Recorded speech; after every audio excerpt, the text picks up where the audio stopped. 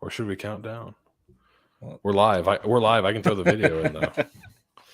All right. Welcome to the week 1 edition of TDS Film Room, proudly presented by Seth Varnadore and Nathan Bond. That's right. For free. For free. We're doing this for free. So every week we'll kind of break down some of the key and pivotal moments of USF football's prior game.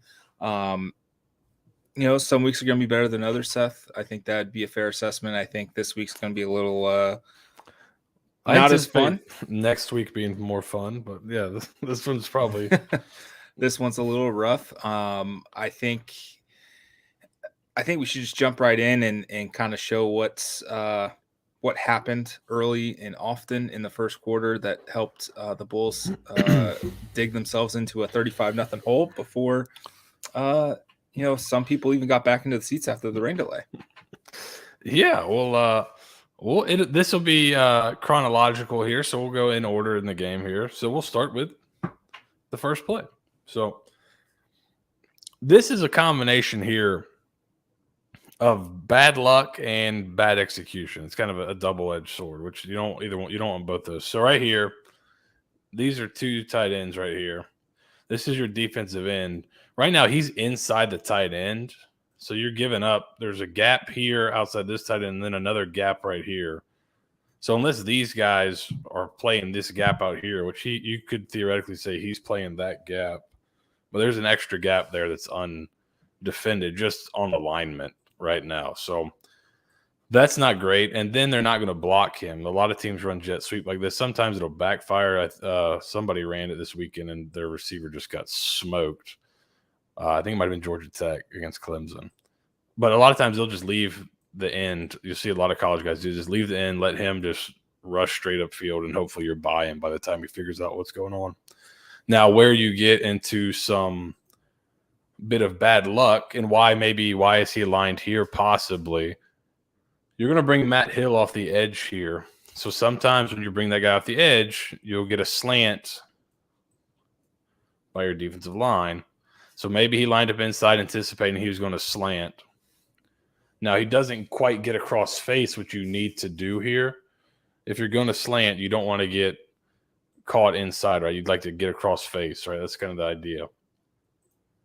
So let's watch what happens here just kind of at the snap. So you got him coming here. So now this safety, right, they're rotating the safety. So he's coming on the blitz. He's replacing. He's rotating in the middle.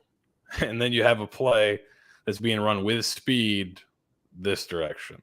So that's where I say it's a little bit of bad luck because these guys are all rotating away from where the play is actually going. So you try to be aggressive, right? We talked about, they weren't real aggressive on offense to come out. But right. Defensively here, you try to be aggressive on the first play and move your line and bring a blitz. And then it's just like the worst possible play call you could get for what they called. And then right here, this is where Jeff Scott's like, we just have to, we got caught in a bad play. We just have to make this tackle and live to play another play. And it just didn't happen. So if you make that tackle, it's still a big play to start the game, but it's not a touchdown. Guys are giving effort trying to get there, but Puka Nacua was a pretty good player, and turns out he was healthy. So, yeah, I saw some BYU folks. They did like the speed analysis on this play. He got up to 20.4 miles an hour. He was moving on this run. He was booking it. Yeah, and then you'll notice here, no Antonio Greer on the field. I don't think Will Jones is on the field either. Two guys that you thought were going to be pretty big part of the defense. They may both be on my fantasy team. I have to go back and look at that. Like, we're really struggling over here. But that's just kind of a little bit of bad luck and then poor execution as well. But that's so. And when you play good teams really, I guess they make the most out of your errors, right? It's not right. They punish you, right? So. Here, first third down, you go with a screen. I'm not sure exactly what the thought is here. It could be that his rule is most dangerous, but he looks like he's kind of locked on here. They might not be worrying about this dude just based on alignment. Maybe they're not worried about him because we're here. And then the guard comes out, but he's looking like he's coming out almost to kick this guy. And what happens is nobody gets eyes on him. So I don't know if it's drawn up. It's possible that it's drawn up like this. And then I'm coming out trying to get the third guy and hoping I get up in that funnel right there. It's possible that he has the most dangerous rule. So if this guy's often pedaling, he just takes this guy overhead. But if he kind of can see that and adjust his path here, then you do have a funnel right there. But if it's drawn up the first way, that's a really difficult thing to tell a lineman to do. I mean, you can kind of tell him, get your head on a swivel. But right here, he doesn't – like once he's here, this guy's, you'd have to be superhuman to even see it. So that's the sucky thing is you got – because your center gets out too. So if you could get this here, your center, I would imagine, would get to here or – you have 3 for 3 basically, but I don't know exactly how it's drawn up. Nobody ends up blocking this guy, which I would assume somebody's trying to get to him. It may have been Cecil, and that's a tough ask to get there. Right. And Trickett says in with a nose. Trickett said in his press conference on Wednesday, basically talking about this play that, one guy missed the one rule that we've been harping on for basically the entire offseason on this play, and it just didn't happen.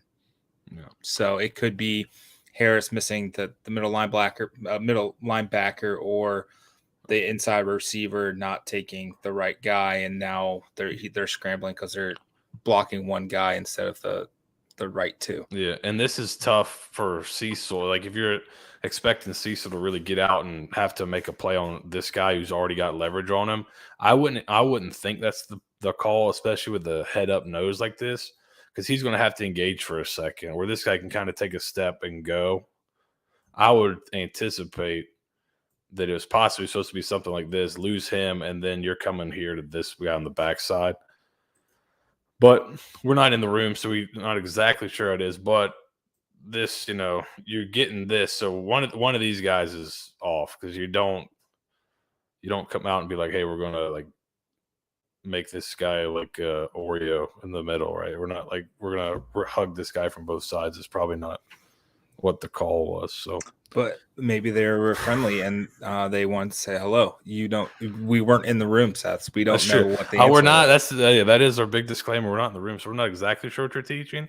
But I don't think they're teaching like the Yeti from WCW coming out and like squeezing Hulk Hogan with the giant. I don't think they're teaching that, but. Again, we're not there. So we're not there. So one of I think it was a mistake by one of those two guys. And obviously it sounds like they broke the golden rule or something. So, all right. So here's the next drive. BYU gets the ball back. You get them to 4th and 2. You get off the field here. Your offense gets the ball back and, who knows what could happen. Jet motion kind of slows these guys down. But I mean, this is just kind of what you feared coming into the game. BYU was really good up front and just looked like the movement you're able to generate. And then it's still not a you guys are fighting. But when you get a talented running back like that, he can kind of high step through the hole, even if it's a run through arm tackles. So, like Tramel Logan right here is doing a pretty good job. Look at him kind of compress. He's on a tight end. Watch him kind of compress this. Like he compresses this hole pretty good, and that's why the hole is tighter, is because he's compressing that. You're just getting a double team right here, and now they're starting to come off to the backer. But these two guys are really good players. I think that's your tackle and your guard, which both might be like some of your NFL guys. So don't quite get there. That double that kind of the size mismatch that you were worried about. Obviously hurts, and I think this is the next play. Yeah, and then as you can see, they go up tempo here. They're stacked receivers, funky formation. God, all hell breaks loose. So you go stacked. You're not lined up here. You've only got 1/2 out here, so this is like the easiest read in football. There. And then you're kind of lucky this is all they get out of it. So. But this is just the tempo right there. So right after a converted, let's see when this play ends here. So the whistle's blown at like 11:11. 10:59, they're snapping the ball already. So they got lined up, snapping the ball in 10 or 11 seconds, right? So you're waiting for your call. You're still buckling up your chin strap. Like this was probably one of the first chance to go tempo. A lot of times teams will wait till a first down to go. So once you get that first down, you go. I'm guessing I can't remember exactly, but I'm assuming that's what BYU did. Got that first down, cranked it up, and they weren't ready for it. So here's after the I believe this is the first play after the fumble, not fumble. Right. 3rd and 11. Jet sweep. Not tough look here, right? They leave you unblocked, and this is how they do it. When they gave the jet sweep, it was the same thing, right? They leave you unblocked. A lot of times you'll be taught as a defensive end, if you block down, if you get a down block, you're going to close down. But they've already been beaten with the jet sweep, but there's just nobody here backside.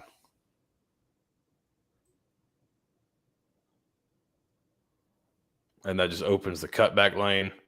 Safety's a little slow to see it. Again, safety's flat-footed. Right here, if your safety comes up and makes a play, you might be able to make the play at 6 or 7, get off the field, or at least force 4th down. You're kind of waiting for it there. And he's going to run. He's kind of anticipating. He's kind of anticipating getting juked, so he kind of didn't go through the tackle. Yeah, you want to close down that space when you can. So the back door opens up here because of the jet sweep. But then you're hoping your safety can come down and close that off and kind of make that play there and hold them to a 4th down. They'll probably end up going for it, but maybe you got a chance to get off the field there.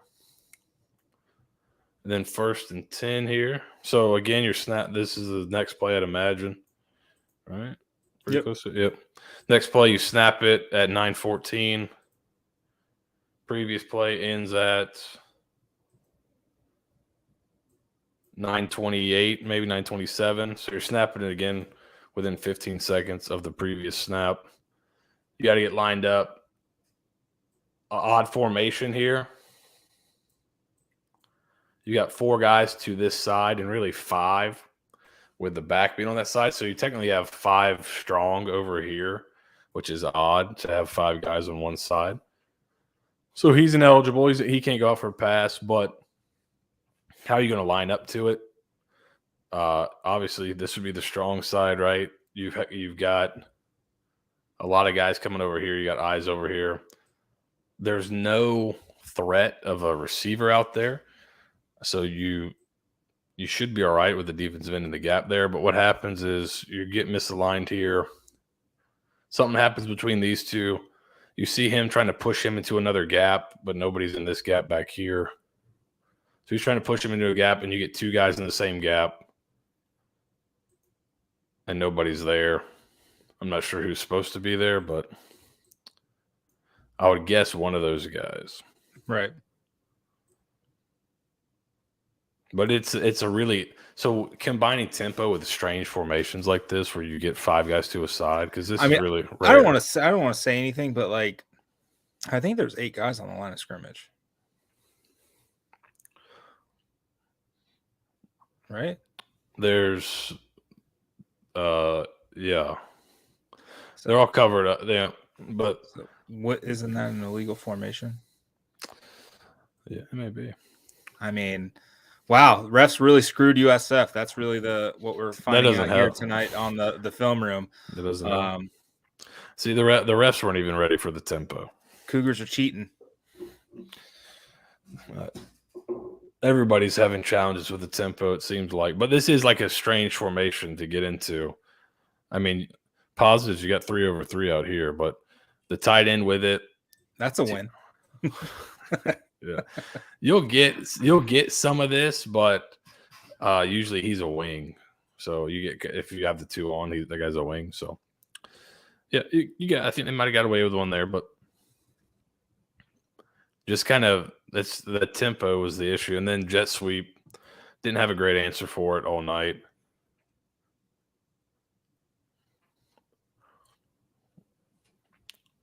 There we get in there again on the jet sweep. You kind of got to get some push, and you kind of got to be when the tough part is when you're running, when you can run jet sweep and you've got 2 tight ends that are pretty good, and they can, and now you're on like corners and safeties, and they can handle them pretty physically. You know, maybe you could have gone, and this could have been again because of injuries, but maybe some more 3-back. Right, you kind of are in 3-backer stuff here, right?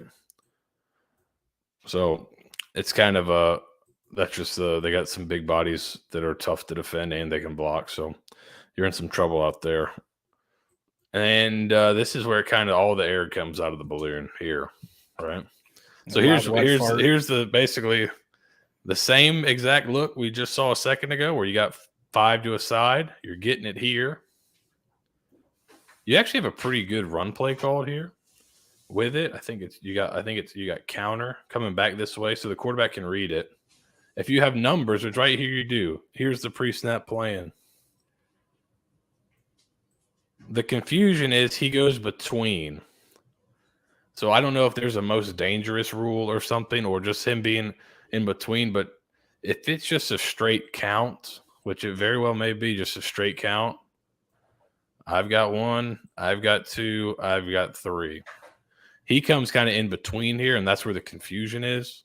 I think the third receiver thinks the second one's going to take him because he's starting to shift out here. He's thinking, I got him all day.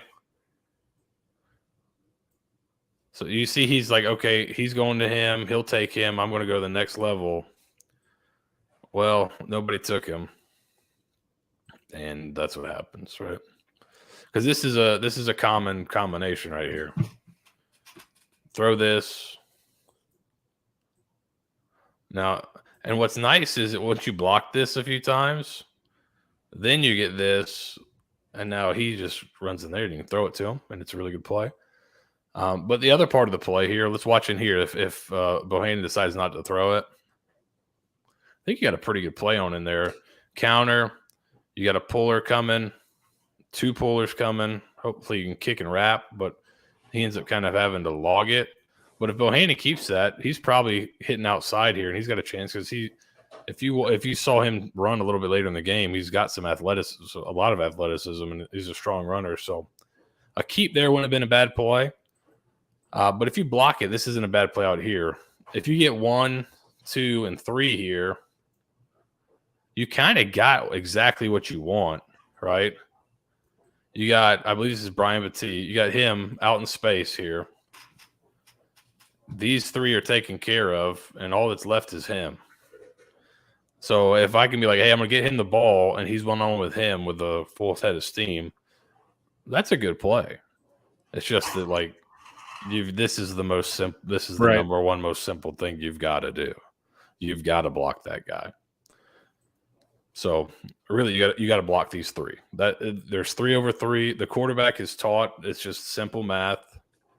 Am I equal? So 3 on 3, and then he's number 4. So I'm winning the numbers game. Throw this.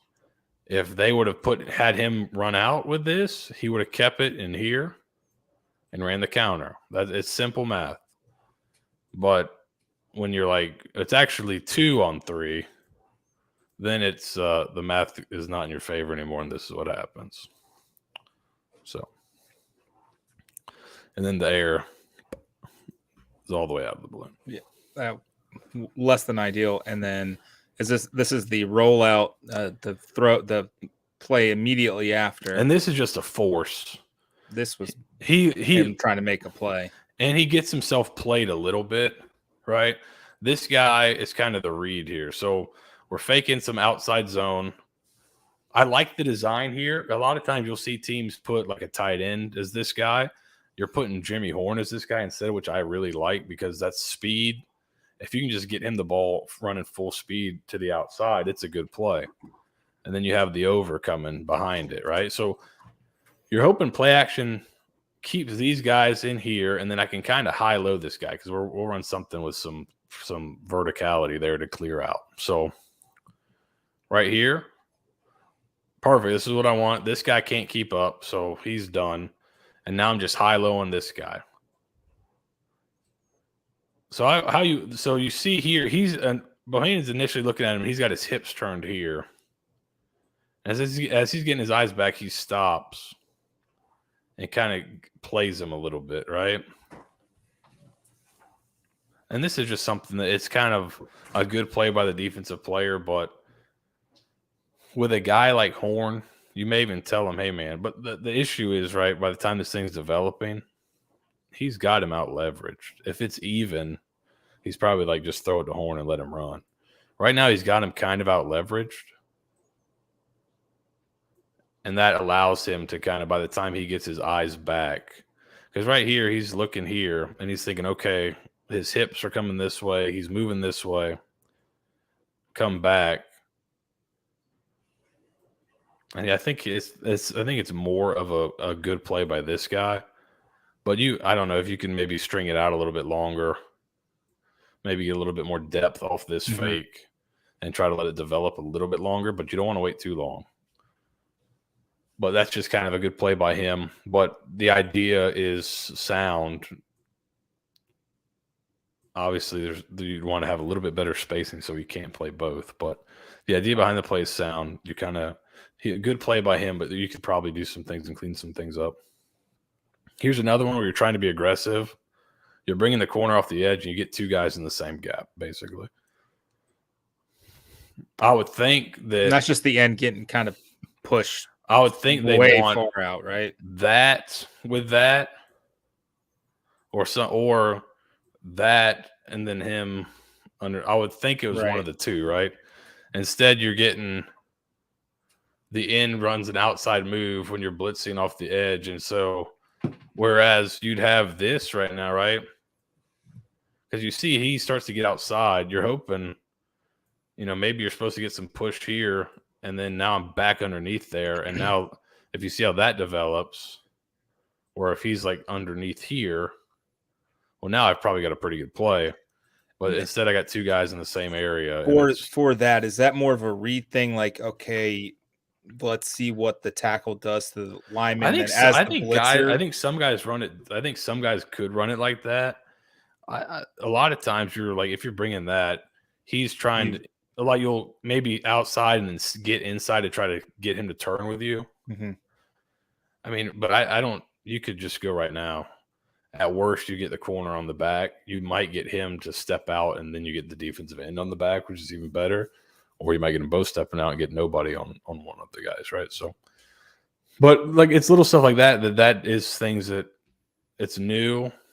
It's a little bit new. You never quite know. Like practice is practice. You can fix a lot of things there, but sometimes you need to see it in a game. But this is something that's correctable, right? It's just like one of the guys is on the wrong path. And so when you get two guys in the same path, two guys in the same gap on defense, you're not going to be successful against good teams. This week, you can probably get away with it. But you don't want to be getting away with it, right? But you probably could this week. But against good teams, they punish you for stuff like that.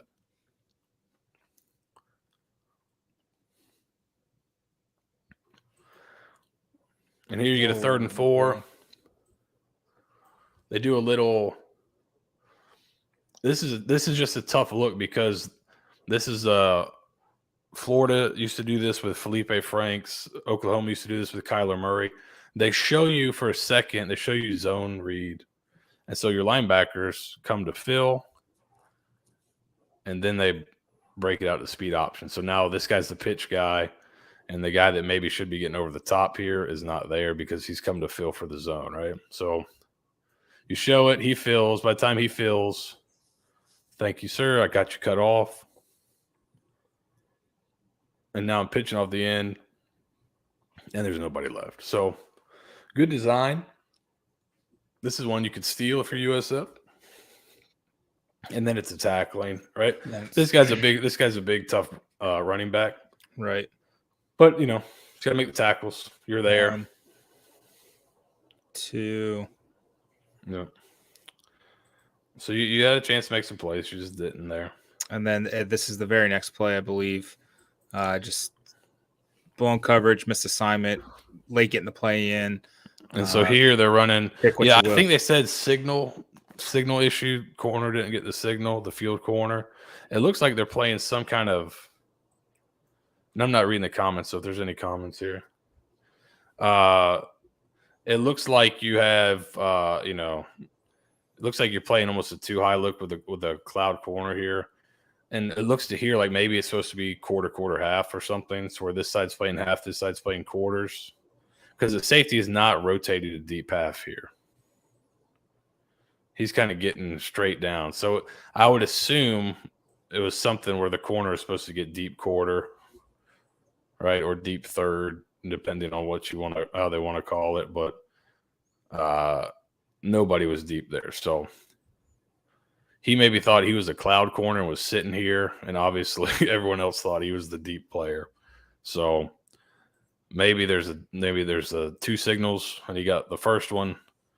But here you can tell he's playing there. He's playing more down the middle, so he's probably should be a deep third player. He looks like he may be a flat player, so it could just be kind of three cloud. But yeah, that's the bust right there. The corner didn't get the signal. He's supposed to be playing deep. He doesn't. He plays flat, like the corner on the boundary side, and that's the issue, right? So then here, third down, 3rd and 3, motion the back out again.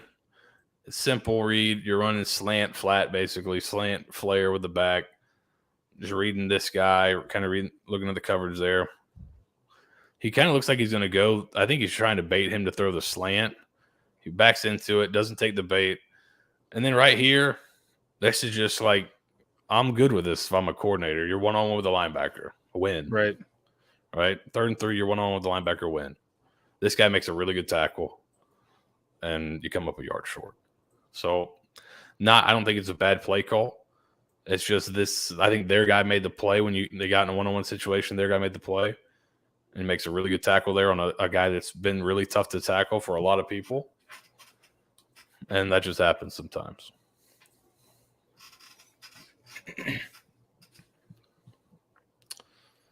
All right. And I just put this one on there when we were talking about like what were we worried about in the game. Just like watch this wall. Here's the line of scrimmage initially. Let's see where it gets reset to.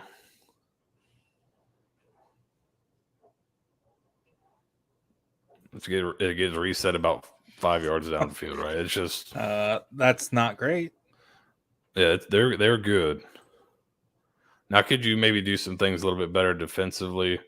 Sure, but that's just like a massive bodies of guys that are really good and really big, and that's kind of what your fear was going into the game. Right. How will I match up physically up front with them?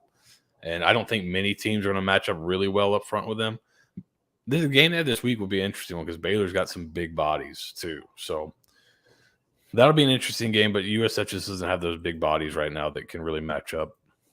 So that was kind of the issue and there. The one thing that Jeff Scott, Bob Shoot, Travis Tripkett have all said, this week is they just didn't get enough guys into the rotation, and Chaney and Rashawn Yates just played too many snaps and wore down, and you get that when you go tempo and you can't really get a stop and you can't get subs in and out as quickly. That this sort of thing starts to happen where you're getting blown off the ball by 5 yards because you're getting worn down by a much bigger and stouter offensive line. And that may happen. It could happen probably again against Florida, maybe, and maybe not again the rest of the season. So it's definitely something to kind of keep an eye on and keep in the back of your head. Yeah, and here you just get you're with this could be kind of RPO action as well, play action, but vertical. You're kind of selling bubble here. And some teams will cross block this outside as well, to where he'll go there and he'll go block one and try to get the edge that way because you got a good angle there. So he kind of inside releases a little bit and he outside releases. So I think this guy's thinking bubble, screams down, corner runs with this vertical route, and then you just got – we used to call it a trail route where it's not quite It's a wheel. It's basically a wheel route, but we want you to run kind of behind this vertical. So you're just going to be the trail man. So he just trails him. Nobody's left over there. There's that big hole. And then tough tackle to make when you're kind of doing a pirouette there. And there it's a big body. So you kind of took the cheese there, took the bait, gave him a free release basically. And the quarterback's going to make you pay because he's really good. So there, now we're at 35-0, 38-0 right here. 3rd and 6. So this was a concept I really liked here, actually. So this is 3rd and 6. You're going to get – this is something you're starting to see a lot more. There's a receiver up higher, too. This is – some people call it 3 verticals. So there's another receiver. I can't quite get the arrow on him, but there's another receiver running a go route over Weaver there. You got a shallow here. The wrinkle I like on it is they run the angle behind the shallow, too. That's a nice little wrinkle. So right here, you see how they're flying to the shallow. So that opens up this too. But, you know, they probably teach you like I used to teach you. You'd rather look, and how I was taught, you go deep to short. So if you can get this go route here, take your shot. Pretty good protection. And this was a great throw. I mean, that's in stride. On the money to the 45, right? From the 12-yard line to the opposite 45. Nice throw in stride, big play. That's in the bucket right there, right? Like yes. that's what you look for. It's what was kind of missing after the first couple of games last season with Timmy McClain. He hit a couple deep shots, but it was never in stride. It was never in stride. It was never kind of in between two guys. I mean, these are the throw right there. These are the throws. This is why you pick Bohannon, right? If he's making these throws in practice, this brings something different in the offense. Weaver also smokes this guy out. Just absolutely kills the guy off the line of scrimmage. The vertical here holds the safety for a second. Bohannon's kind of looking here. And then snaps his eyes over to Weaver. And this is just perfect in stride, money throw. Like, and that's like, those are when you see that, you're like, okay, and I get it now. Right. It's just at that point, and even that. And this is another one. So they're running like a scissors combination here, where he's running like a corner. That's what it looks like, at least. And so this is not like the way they played this. This is not a huge window to throw this thing into, right? He's bending right now into this hole between these two guys and in front of a safety off screen, and he lets it rip. Right? We didn't see a lot of these throws last year. No. Where it's between holes in the zone. And this is a great catch. This is not a perfect throw, mind you. It's a little bit behind him.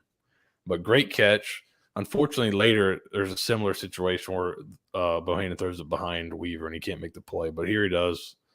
Great catch. And now you're driving a little bit. Then here you got 3rd down. Another fun concept. You got 4 to a side up here. Looks like you're running like a hitch here. Maybe like front of the goal line, back the front line, the back line. Make it look like an out and then whip back in here. Move. Throw it away from the defender. Nice catch. Good hard run here. Just about gets in, but what it does give you is it gives you a chance to go for it on 4th down, on 4th and goal here. So this fun concept here, and good job by Bohannon, kind of feeling that pressure is getting outside. He probably didn't have to leave. It may have been a little premature, but maybe he just didn't feel like he could see it well enough. Maybe a little bit late, but throws it away from the defender. Great catch, strong hands, get down to the 1, give yourself a chance. And then you go over the top. I mean, that drive shows you that there is something. There's skill on that. That was the most disappointing. Right? That was the most disappointing thing, because I thought the team's got a lot of skill. and you'll see it. We got the kickoff return here, but he's got so much skill talent that you're like you gotta showcase this. They got to give them a chance to showcase this. Like that was a fantastic drive. It just nobody cares because you're down 38. Yeah, and then getting the ball in this guy's hands as much as possible. It's a really, I mean, you want to talk about a dilemma.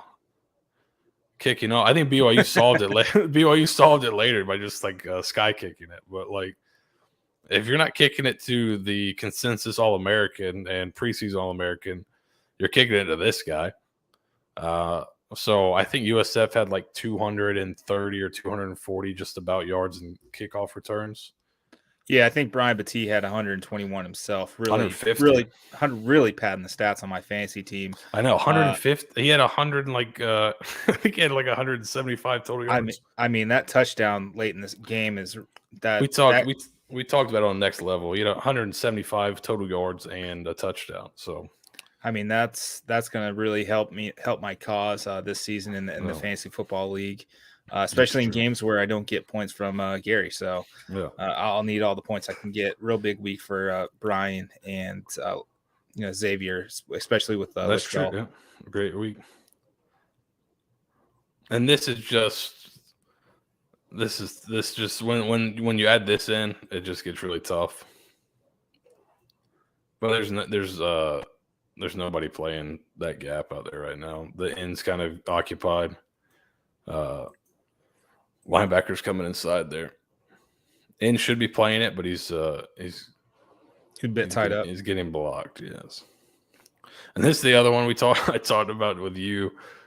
The other time they bring this pressure, they run speed option away from it.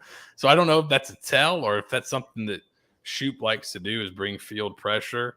We'll have to watch as the season goes on. But that's twice in the same game he got burned bringing field pressure, and they run like a great play call away from it. So that's tough. Better job getting him out of bounds there. But this is just another one where it's like that's tough. If you're running that pressure from here, you may be right in the kitchen right there. Got a question. Got a question for you from Roy. I'll butcher your last name, brother. Do you think it might make more sense to play cover 2 man or cover 1 man more often and just let the athletes react?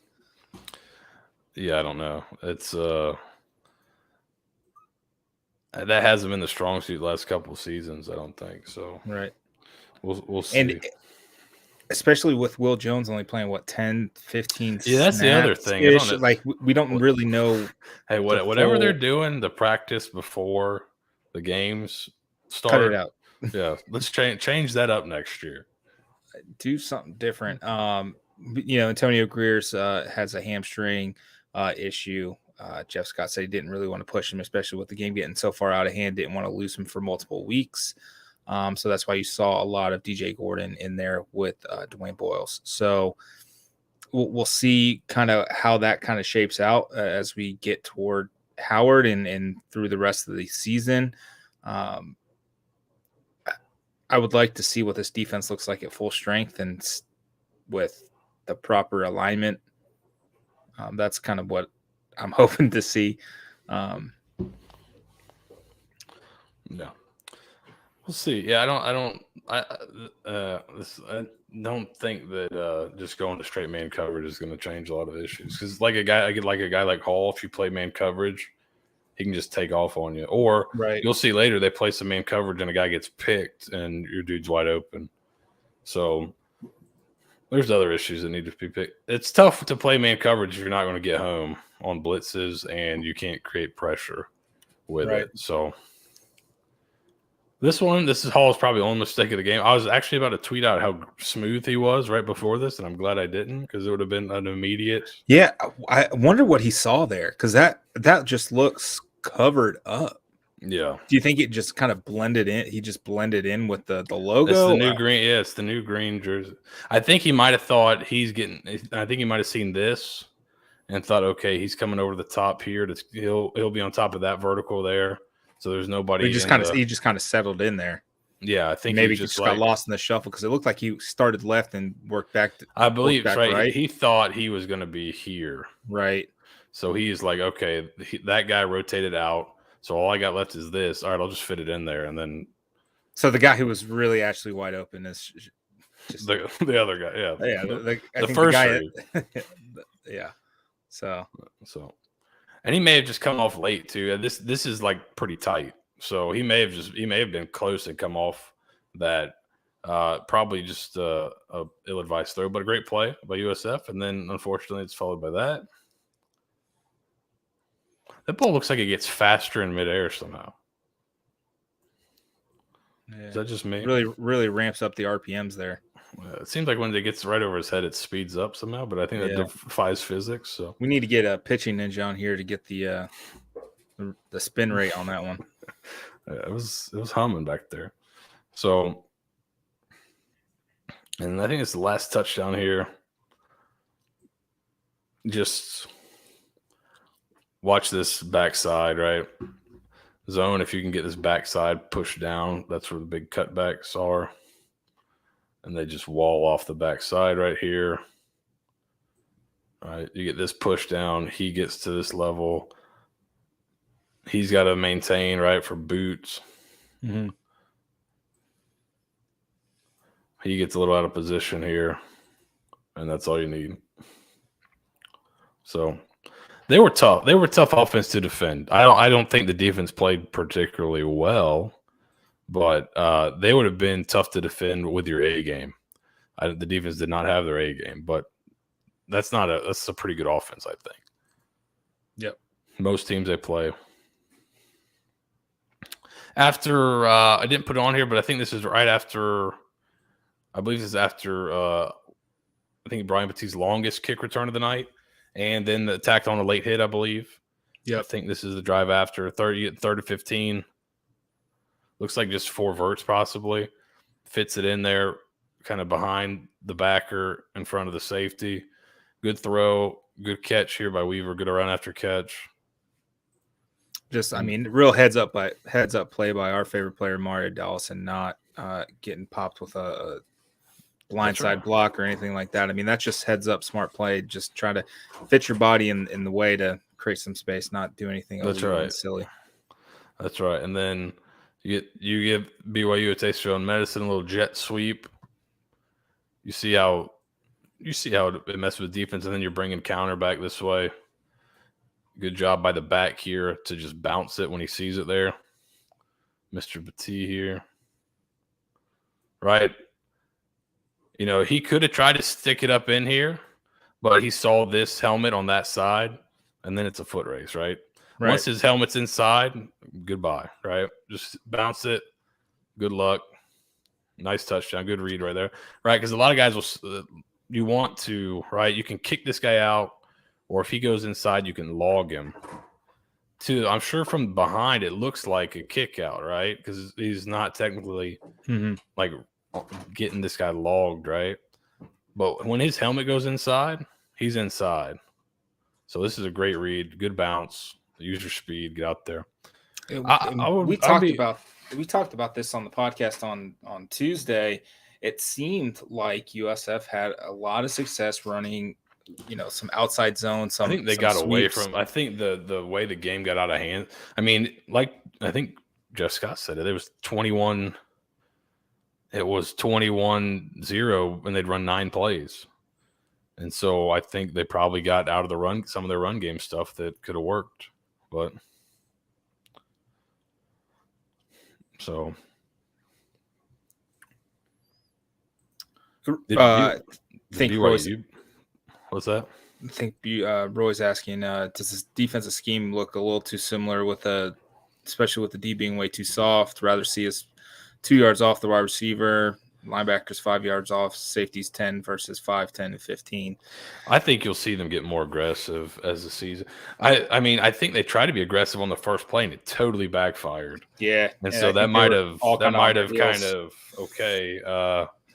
And then with a quarterback like Hall, if you play too much man, like you watched, if you watched Florida at all this last weekend, right? What makes them tough is that when you play man, Utah didn't play a ton of man, but there was a couple times where they had guys running with men, and then they just left a huge lane for the quarterback to run, right? So if you do that against Jaron Hall and you play a ton of man, you can leave lanes for him to take off. And so those guys become really tough. When you can run the ball really well without the quarterback and you also have a good running quarterback, you become really hard to defend, because if you play too much zone, they'll just run the ball down your throat. If you play too much man and somebody gets turned around, now you're going to give up an explosive run to the quarterback and stuff like. I thought I put this on because I thought this was a really good tackle. Just, playing off. If you're playing off, that doesn't mean you can't come down and make a play. He missed some tackles. I thought this was a really good tackle. Coming down, wrapped up. They give him a little gator roll at the end. It was nice. And this one, you play the back pretty well here, but you had two guys go to the back, right? So right here,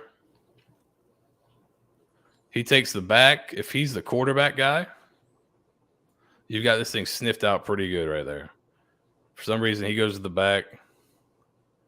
Hall keeps it. Instead of being 3rd and 15, maybe 3rd and 12, it's a first down for BYU. So, well, I believe that's Brian Norris, and he, as a former running back, he just kind of gravitates toward running back. So I understand. I can understand that. No. So, and here's the one that similar, not a great throw here from Bohannon. The right read, the timing wasn't bad. Tight window, but kind of gets tossed behind him here. This is the one I think Jeff Scott was alluded to when he said we got a guy open for a touchdown, just couldn't hook it up. If you can stick this one on him right here, he's running in, whereas right here it's a little behind him. He made a similar catch earlier, but it's a hard catch to make, so that's more on the quarterback, I'd say. But Coach Scott says if you get your hands on the ball, you need to catch it. So I mean, that was Madden's golden rule when you played Madden on the N64 and PlayStation is if you touch it, you got to catch it, and that's the rule, man. That's right. We don't make them; we just enforce them. That's right, and we're back to the top. So that was kind of it for this week. More not fun than fun, but I think next week we'll see more fun. And they better. Yeah, there'll be a different tenor next week if they don't win that one. No. Yeah, it'll be a little different. I would not be too worried about that though. So, not too worried about them losing. I think it's gonna be a pretty big win, I'd imagine, and I think you'll see probably a little more aggressiveness on defense and offense. I would hope, right? You've got this team outmatched. Come out. I would be. What are you expecting? Any new wrinkles? I think they do what kind of work. Being more aggressive a wrinkle. Yeah, I mean, getting the ball into Jimmy Horn's hands is never a terrible idea. And prior we talked about it on the podcast. We've talked about it ad nauseum. Like the play right before the pick six was a really cool. They started in shotgun, went under center, did a quick jet sweep to Jimmy Horn for 12 yards. I want to see more of that. Let your playmakers get into space and make plays. And, even with the pick six, that was the intention, is to get Brian Petit, one-on-one with a linebacker or safety. It just, when you don't execute, when you don't do your job, bad things happen, right? I think schematically plays were there. Even that final throw from Gary. Yeah. I mean, that could have been a touchdown. It would have absolutely extended the drive a little bit toward the end of the game, built a little bit more momentum, but at some point players got to execute and coaches got to call plays. I think that the coaches failed the players pretty early in this one, and they were just kind of rallying, not being able to get the calls in fast enough, not adjusting quicker to what BYU was doing. Yeah, I think what I'd be looking for this game, and I think it was kind of a symptom of the first game, is at least offensively, I thought you came out a little tight, a little tentative. Run pass. Then once they started pushing the ball down the field, and then game script kind of or game situation kind of dictated some of that. But I think be aggressive from the start, right? You've got a lot of really good skill guys. Get those guys the ball in space. Yeah, all right. We look these names. Get them the ball in space early, right? I'm good with any one of those guys. Get them the ball in space, especially this week. You have physical advantages Right. everywhere. Get your best players a ball in space early and let them go, right? And be aggressive with it. Don't be afraid to take shots early. Don't be afraid, just to, I just want to see some more aggressiveness early, I think. And this should be a game where you be aggressive and then keep the pedal to the metal. Even let's say you're up by a ton, you got Travis Marsh coming in, keep throwing, keep chucking, right? You don't know when you're going to need him this year. Keep getting those game experience for these guys if you're up a bunch. I don't really want to see the foot off the gas until late in the fourth quarter, because you do have some relationships on the other sideline. But I did like the fact that Gary played the entire game. Yeah, I did too. I think the offensive line did too. I mean, no matter waving the white flag and putting in your twos against what BYU is doing, because even their backups are still running the offense and doing a pretty good job. I think you would have just kind of opened up. Yeah. Yeah, I think, again, just like he's saying, he just wants to see better alignment. I think just, clean up some of this stuff. Play a clean game. Play penalty-free. Come out, play aggressive and clean, and just come out and roll. That's what you need to see. If you come out and kind of are kind of piddling around like they have in the past with some of these FCS games, I think that's when you feel concerned, and maybe they can't fix some of these issues. But I think most of them, as we saw, there's a lot of stuff that's fixable. Some of it was opponent was pretty good. Like there's no fixing like that double team driving that dude. That can't be fixed this week. Yeah. I think you've got to keep them in the teens or lower.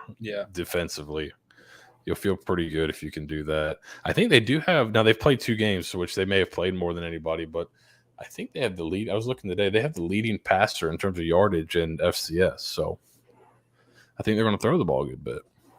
Yep.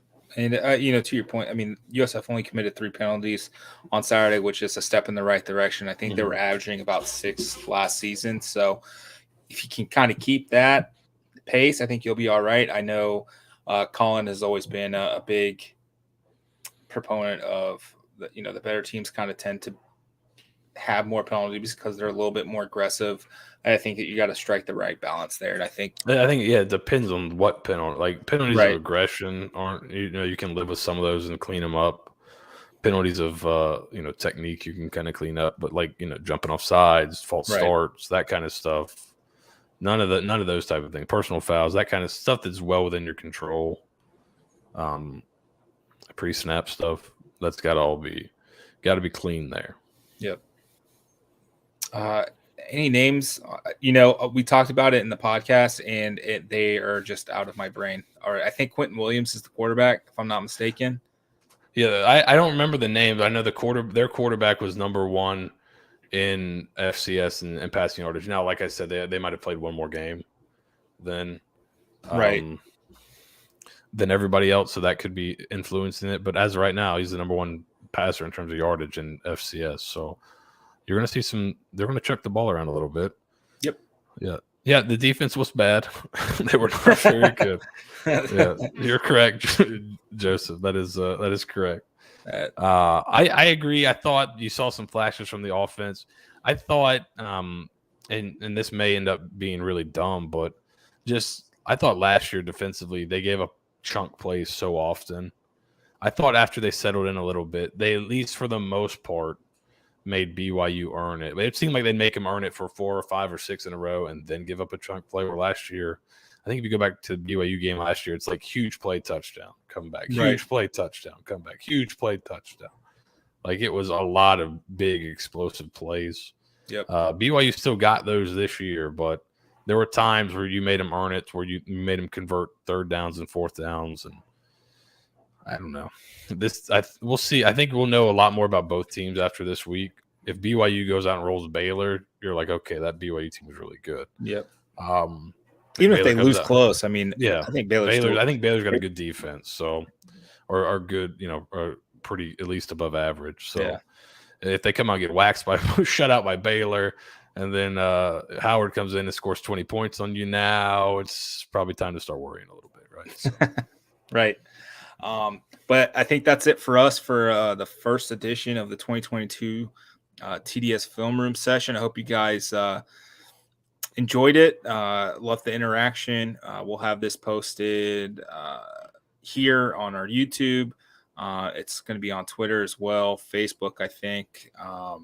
And then I believe we'll have the article posted here later to either tomorrow or tonight. Be sure to check us out. Follow us on Twitter. I'm sure you do if you're already watching this at Stampede SBN. For Seth for always breaking it down, making us a little bit smarter every single week. Appreciate what he does. I'm your host, Nathan Bond. As always, go Bulls. Go Bulls.